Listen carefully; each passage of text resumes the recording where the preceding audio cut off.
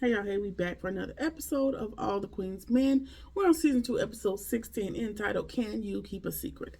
Alright, so we have found out, well, definitely confirmed that Casanova is a cop and he has been recording their conversations and things inside of the club. So Madam's trying to figure out, what to do with him. And she also knows, she's talking to Blue, she knows that a raid is impending. That's the next step in what they're going to be doing. So she wants to make sure, all her T's are crossed and her I's are dotted. So, Blue, I need you to make sure ain't no drugs up in here. Make sure them bodies is gone from up under this club. Like, I need it to be clean in here. Because I'm really not trying to get locked up for nobody else's stuff. And then she also wants to put Jennifer, which is one of the girls on the payroll from the club, on the case. On the case, meaning she wants her to work on setting Casanova up and to get good pictures on him. I guess it's blackmail or whatever. We'll get into that a little bit later in the episode. Dime brings Madam the news that Patty is dead, and she's like, listen, bring Babyface to me now, because what the hell is going on? And he claims he didn't do it, and she's like, how do you know it was about Patty? He was like, I just know, you know everything, Madam, and I ain't nothing to do with that. And then he ends up telling her, like, she came to the sipping paint, she pushed me, I slept off the balcony, it was an accident, oops. And she was like, listen, this doesn't look good. Like, the block is already hot. It's a lot of people already after me. It's a lot going on with the club. And she's like, well, did you have a ring on? Because if you did, that could leave a bruise. That could be evidence. And he legitimately can't remember. And she reminds him, like, you're going to be, because he's kind of passive about it. And she reminds him, like, listen, you're going to be suspect number one. So you need to have your shit together, essentially. And she also realized that he's really not that broken up about the fact that Patty is dead. Like, he's, again, passive about the situation. And he's like, I'm really not. Like, whether I did it or it happened some other way, I don't feel no ways tied. Like, I don't feel nothing about it. So now they got to cover for him because, he's one of the chosen ones. So she still got to show good face and, give him alibi and the lawyer and everything that comes with this type of thing. Now she got something else on her plate to deal with.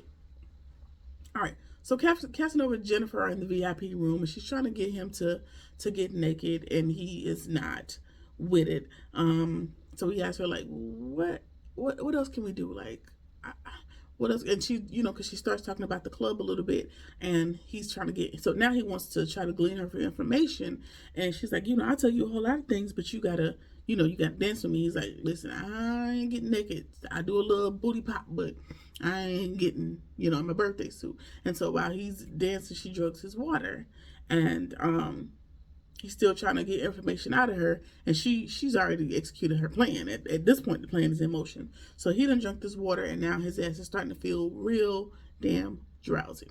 And so now he's looking at her like, what did you do to me? And he can't fight it long. He passes out.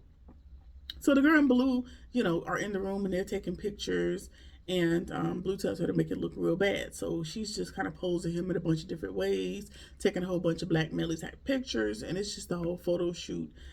They got some good stuff, but now they got some leverage against Mr. Casanova to hurt and get rid of him, because we all know again that he's a cop. All right, Amp is back at the club, and he's working for the night, but he working overtime. First of all, he's drinking. He's drunk as a skunk. He done brought a girl back to the dressing room. Some random old girl that's at the club. He done brought her back to the dressing room, and he is busting it down. He is back there with the toilet to the shower, and he busting it down.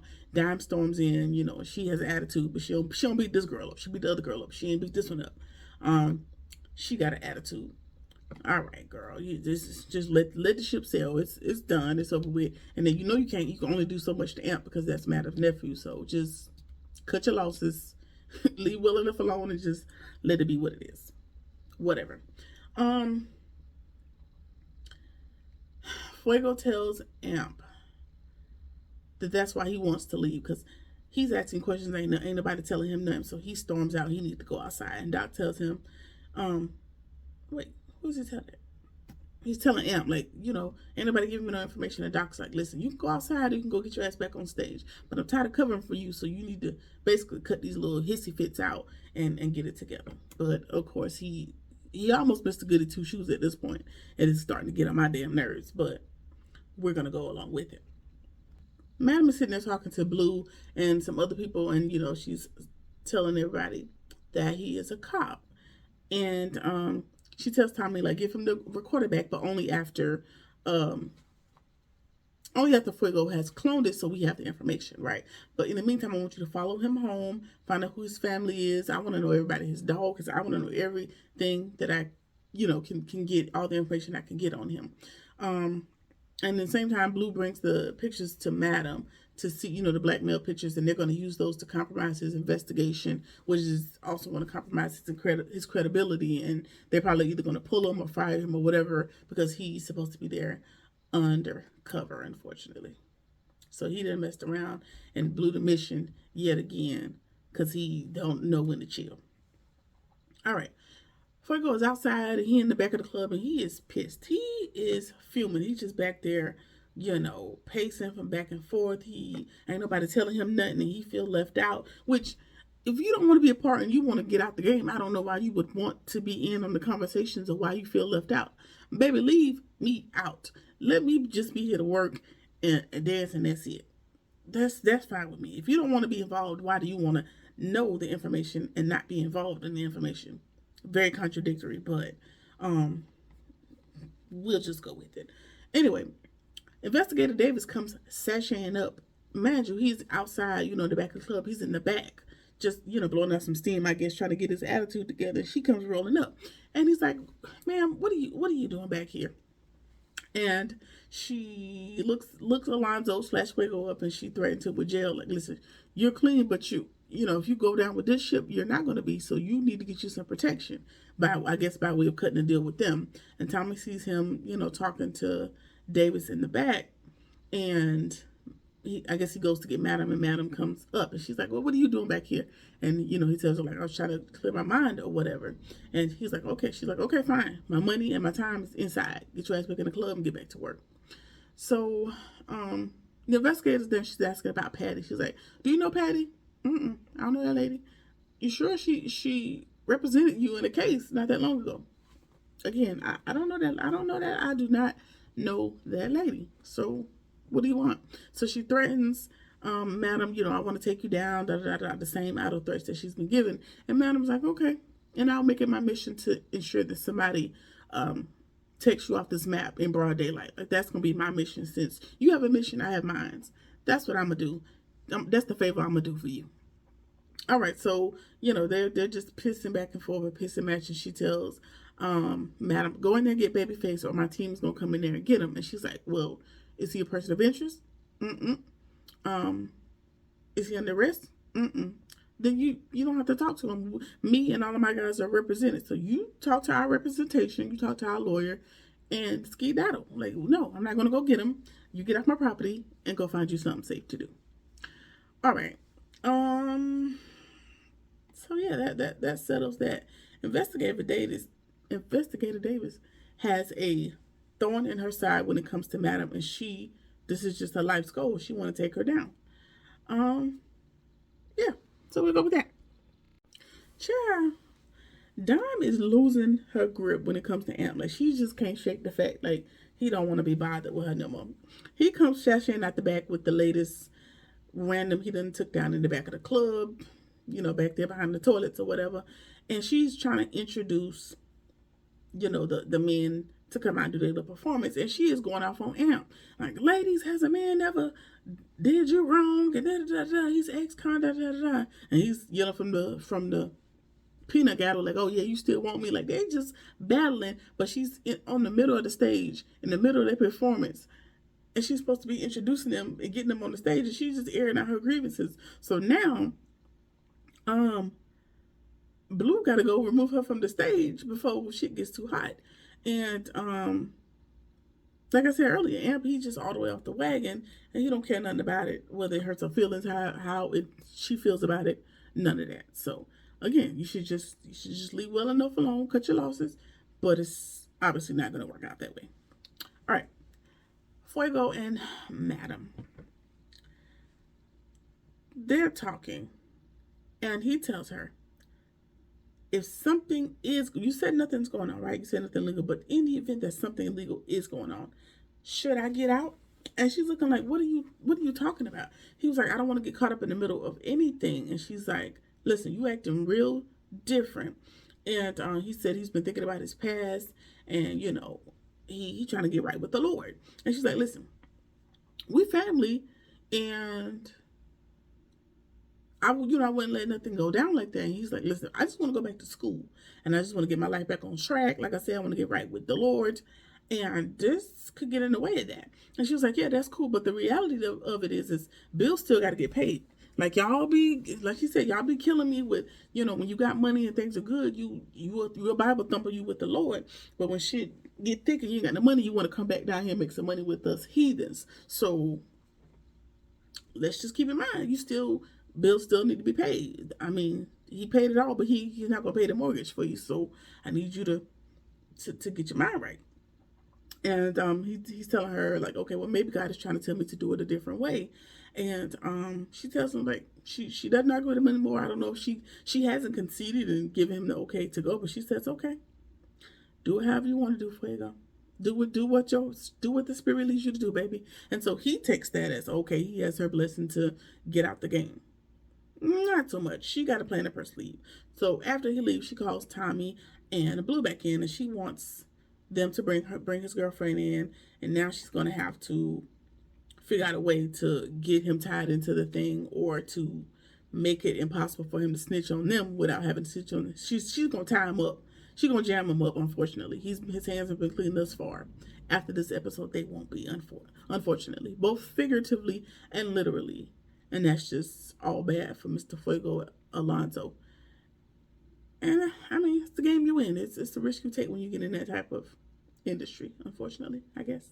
No, that's not true, because I'm not going to put that on that entire industry. When you get caught up with Madam, when you get caught up with her, that's how you end up. You end up with your hands dirty at some point. Oh, well. All right. Madam sends Trouble to the VIP room to go check on the white boy. He's coming back. Casanova's coming back to it. She sees him, Trouble finds him passed out, and he thinks that she was the one that did it, because remember, she was trying to get her payback for him almost hitting her, almost slapping her, but he can't remember anything. I guess he has been given a date rape drug? Yeah. So he's not really sure. He just remembers talking to some black girl, and she tells him like, listen, you need to get it together, because you need to tip out, and you have been robbed. So what the hell is you gonna have in dime when it's time to tip out for the night? He don't know, so now he got to figure it out. He's still a little drowsy. He's still two-stepping. So he goes to Madam and Dime while they're sitting there trying to close up for the night, and he can't describe the girl. He don't know nothing, and Madam's like, well, how am I gonna, she's playing real coy. How am I gonna help you if you don't know what she looks like? Like, what do you mean? And then she flips out on him, and she flips the script, and she's like, yeah, some of y'all new guys always do that. Like, y'all have your girlfriend coming here and rob y'all. So it's giving very much inside job. So you know what? You go home and you don't come back. Basically, you're fired.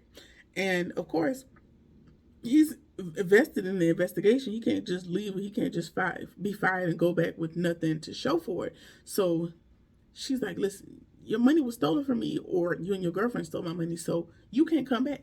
And he was like, I got money in savings. And she's like, oh, you got money in savings. Okay, cool. How much is he worth a night? She asked Diamond, and I guess he's bringing it about $600 a night. So I guess she's going to add that little loan shark tax on it. She tells him to bring me $5,000 and you can get back in.